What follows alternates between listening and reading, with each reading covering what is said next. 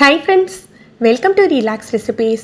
இன்றைக்கி ரொம்ப சாஃப்டான ராகி ஊத்தப்பம் எப்படி பண்ணுறதுன்னு பார்க்கலாம். இது ட்ரெடிஷ்னல் ரெசிபிலாம் இல்லைங்க. சட்டுன்னு ஒரு டிஃபன் செய்யணும், அதுவும் ஹெல்த்தியாக சாப்பிடணும்னு ஆசைப்பட்டீங்கன்னா கண்டிப்பாக இந்த ராகி ஊத்தப்பம் ட்ரை பண்ணி பாருங்கள்.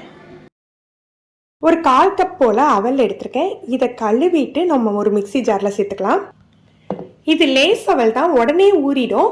இதை சேர்த்துட்டு கொஞ்சமாக தண்ணி சேர்த்து அரைச்சிக்கணும். முதல்ல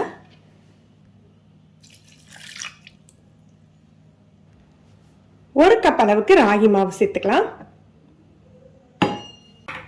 இதுல 1 கப் அளவுக்கு புளிச்ச தோசை மாவு சேர்த்துக்கணும். உங்ககிட்ட புளிச்ச தோசை மாவு இல்லாட்டி 1/2 கப் அளவுக்கு கொஞ்சம் புளிப்பான தயிர் சேர்த்துக்கலாம். இதுக்கு நிறைய தண்ணி சேர்க்க வேண்டாம், ஏற்கனவே அவல் அரைக்கிறதுக்கு நம்ம தண்ணி சேர்த்துருக்கோம். தோசை மாவும் ஈரப்பதமா இருக்கும், பார்த்துட்டு சேர்த்துக்கலாம். இப்போ இதை மிக்சியில நல்லா சுத்தி எடுத்துக்கலாம்.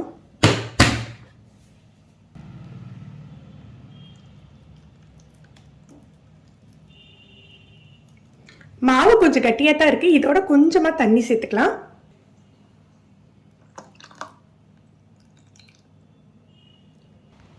தேவையான அளவுக்கு உப்பு சேர்த்துடலாம். தோசை மாவு நீங்கள் உப்பு போட்ட தோசை மாவுனா அதை பார்த்துட்டு உப்பு சேர்த்துக்கோங்க.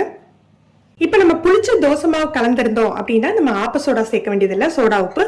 நீங்கள் புளிச்ச தோசை மாவுக்கு பதிலாக மோர் அல்லது தயிர் கலந்துருந்தீங்க அப்படின்னா ஒரு 1/4 டீஸ்பூன் போல் சோடா உப்பு சேர்த்து கலந்துக்கோங்க.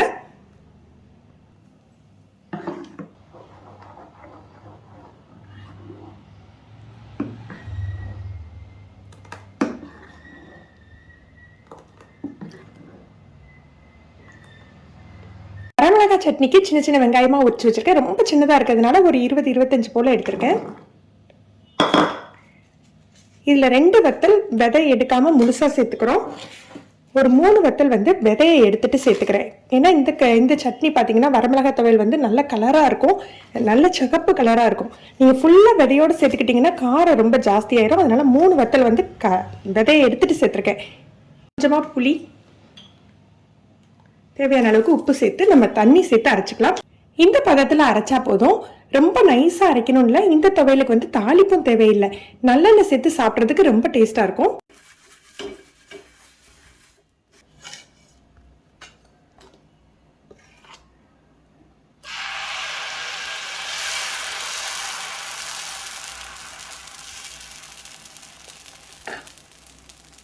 ஊத்தப்பம் மாதிரி கொஞ்சம் கனமாக விட்டுக்கலாம். நீங்கள் விருப்பப்பட்டால் கேரட் கூட துருவி போட்டுக்கலாம், இல்லை வெங்காயம் பச்சை மிளகாய் கட் பண்ணி போட்டுக்கலாம்.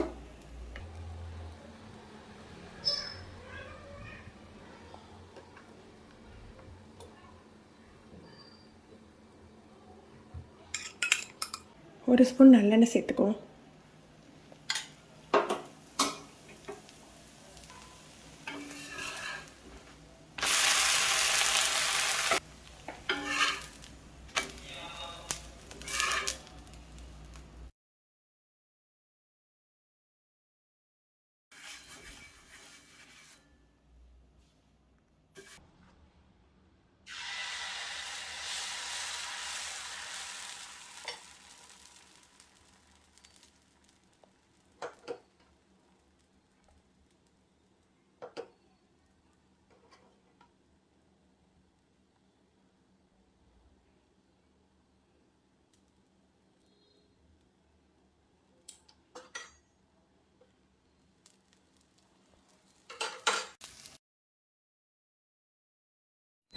பார்க்கையிலேயே தெரியும் உங்களுக்கு எந்த அளவுக்கு சாஃப்டாக இருக்குன்னு. ஃப்ரெண்ட்ஸ், நீங்களும் இந்த ரெசிபி ட்ரை பண்ணி பாருங்கள்.